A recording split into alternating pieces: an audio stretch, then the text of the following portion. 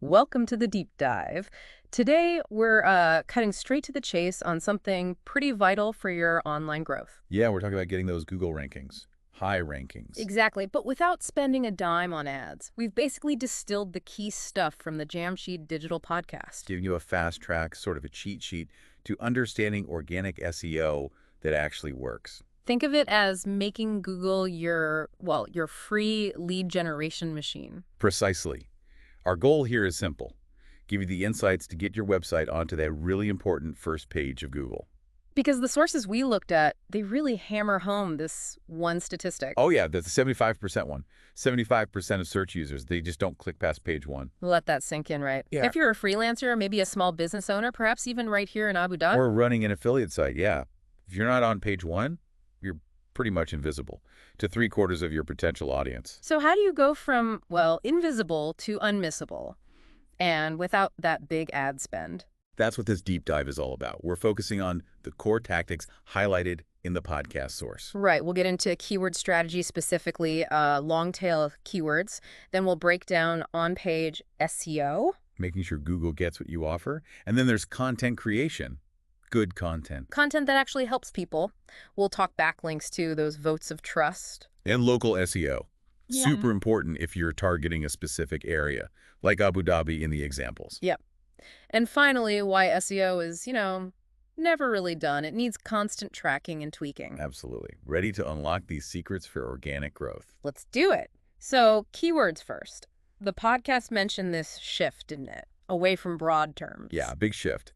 From those super broad, super competitive keywords towards long tail keywords. Can you maybe explain why that focus on longer phrases is often smarter, especially at the start? Okay, sure. Think of it like laser targeting versus, I don't know, a shotgun blast. Broad keywords like just CCTV camera, everyone's fighting for that. It's incredibly competitive. Way too much competition. Exactly.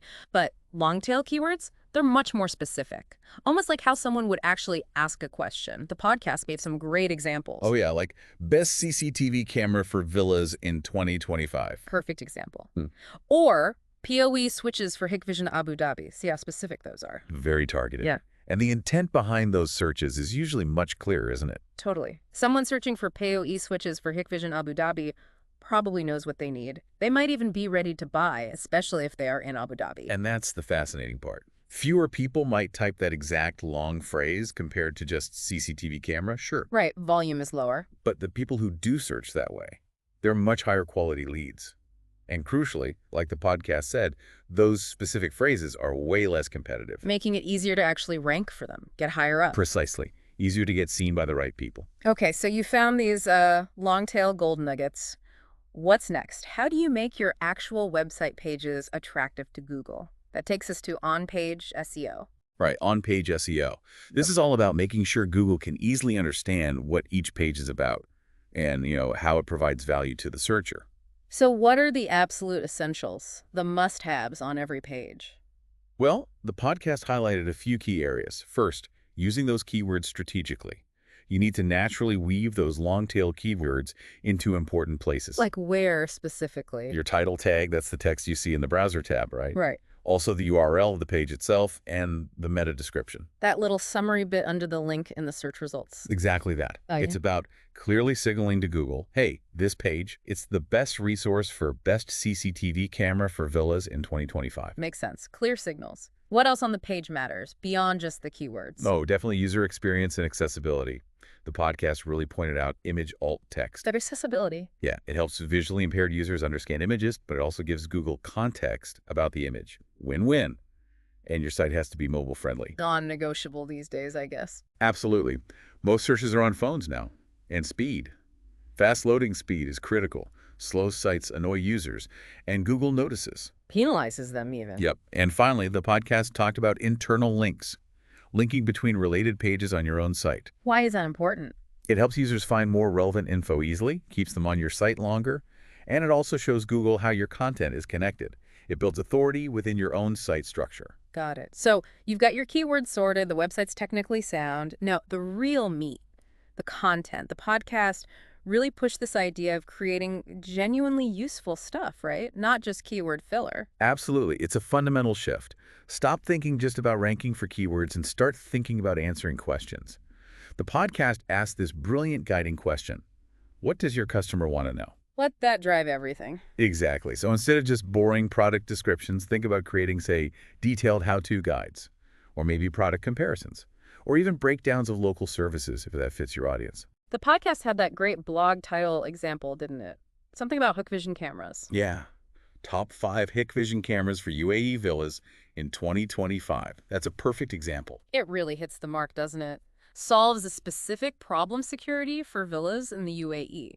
Uses those specific keywords, targets a clear audience. Precisely. Content like that draws in the right kind of visitor, someone actively looking for that specific information. And when your content genuinely helps. People stick around longer, they might share it, they might come back, they might become customers, and Google sees all that engagement and rewards valuable content. Okay, makes perfect sense. So keywords, dot, check.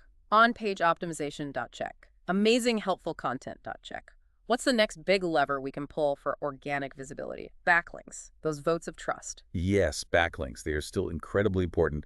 Think of them as third-party endorsements for your site. Like referrals. Kind of, yeah. When another website, especially a reputable one in your field, links to your content, it's basically telling Google, hey, this site over here, it's got good stuff. It's trustworthy.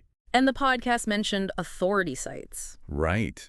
Getting links from these authority sites, the big respected names in your industry, the ones Google already trusts, is disproportionately valuable. The podcast even said, one solid backlink from an authority site can change your ranking game. Wow, one link.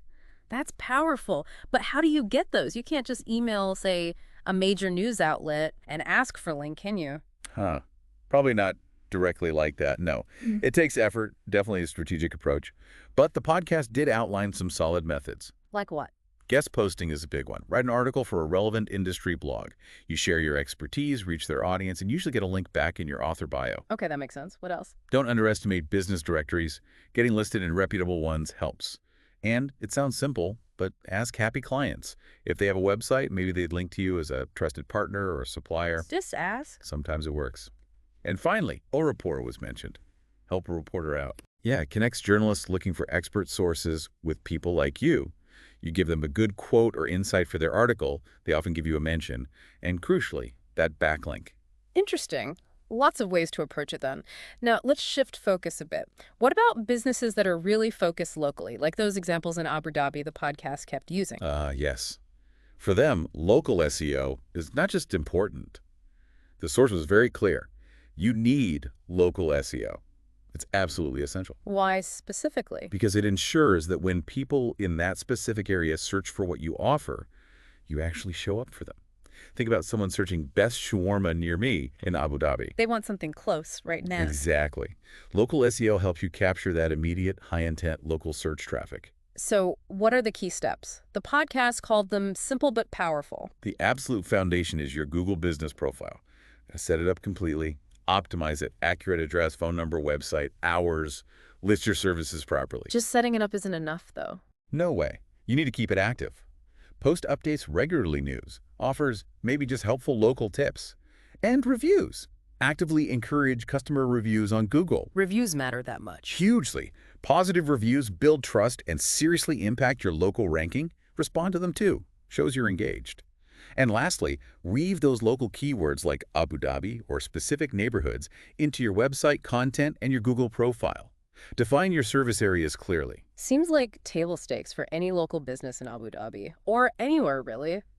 Okay, so we've hit keywords, on-page content, backlinks, local SEO. Are we done then? Set it and forget it. If only. That's a big misconception. The podcast really emphasized this. SEO isn't set it and forget it. It just isn't. Why not? Well, the digital world changes constantly.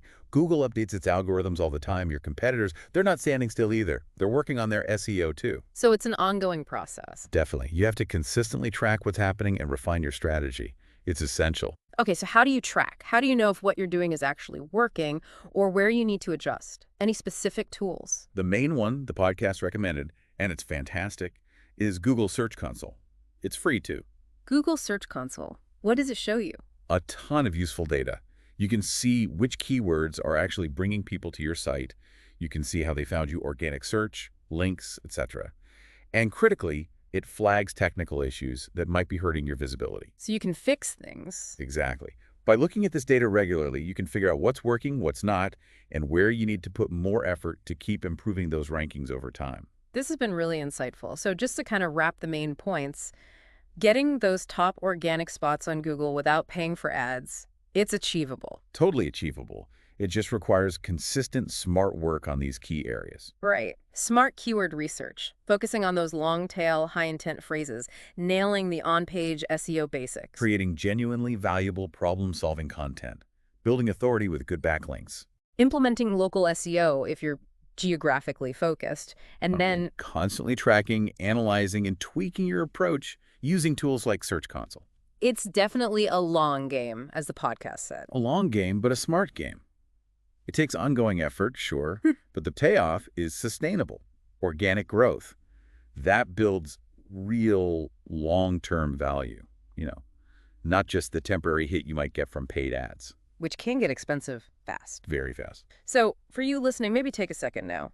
Think about which of these strategies you could start implementing, or maybe just refine right away. What makes sense for your website, your goals? Is it maybe brainstorming some new long-tail keywords you haven't thought of? Or perhaps really digging into your Google business profile and making sure it's fully optimized and active? Good starting points. And this brings up something else for you to consider, sort of a final thought. Who are the real authority sites in your specific industry or niche? The big players, the trusted resources. Identify them first. Yeah. And then think creatively. How could you earn a valuable backlink from one of them? Go beyond just asking. Could you create an amazing resource they might want to reference? Propose some kind of collaboration. Offer your unique expertise. Interesting angle, earning the link through value. Exactly. Because focusing consistently on these organic principles isn't just about getting clicks today.